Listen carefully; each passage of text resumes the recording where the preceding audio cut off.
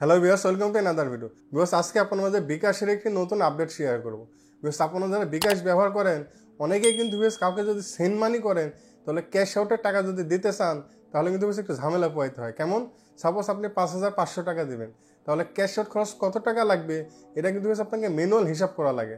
আপনি 20 টাকা হিসাব করেও 110 টাকা দিতে পারেন, অথবা 18 টাকা 50 পয়সা আপনি যদি ম্যানুয়াল হিসাব করেন তাহলে কিন্তু ভিউয়ার্স আপনাকে একটু ঝামেলা পোহাইতে হয়।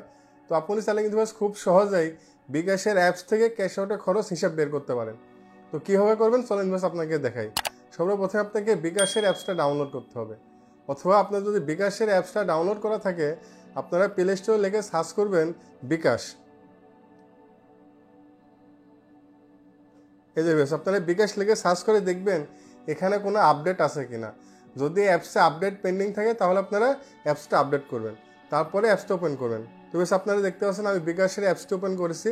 এখান থেকে আমি যদি সেন্ড মানি ক্লিক করি, তারপর আমি কাকে দিতে চাচ্ছি, সাপোজ আমি একটা নাম্বার দিয়ে দিলাম, কত টাকা দেবো, 2,000 টাকা। তো বেশ আপনার নিচে দেখেন ক্যাশ আউট চার্জ যোগ করুন।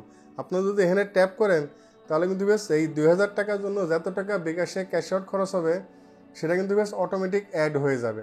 তো আপনি চাইলে কিন্তু বেশ এভাবে খুব সহজেই বিকাশে ক্যাশ আউট চার্জটা অ্যাড করতে পারেন, আপনাকে আর ম্যানুয়াল হিসাব করা লাগবে না। তো বেশ তারপর আপনি কী করবেন, এই যে এগিয়ে যান, এখানে ট্যাপ করবেন, তাহলে কিন্তু বেশ দেখেন আমাদের কিন্তু ক্যাশ আউট খরচটা অটোমেটিক অ্যাড হয়ে গেছে। আপনি চাইলে কিন্তু বেশ এভাবে খুব সহজেই বিকাশে ক্যাশ আউট চার্জটা অ্যাড করতে পারেন। যদি ভিডিওটি ভালো লাগে অবশ্যই একটি লাইক করবেন, কমেন্টস করবেন, আপনার বন্ধুদের মধ্যে শেয়ার করবেন। আর এরকম নতুন নতুন টেকনিক্যাল ভিডিও দেখার জন্য অবশ্যই আমাদের চ্যানেলটি সাবস্ক্রাইব করবেন।